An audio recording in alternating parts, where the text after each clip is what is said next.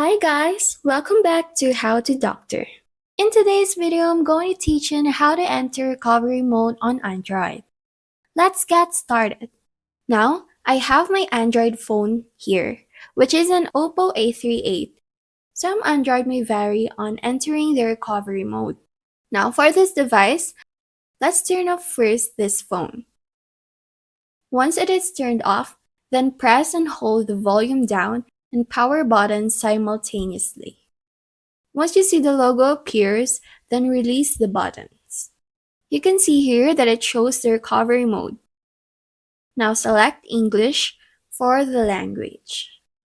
Next, use the volume buttons to navigate the options that you want.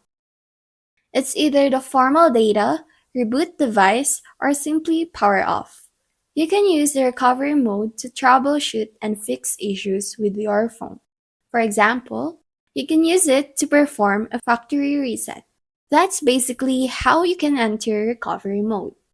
If this video is helpful, please don't forget to like and subscribe. If you have any comments or suggestions, drop them below. Thank you so much!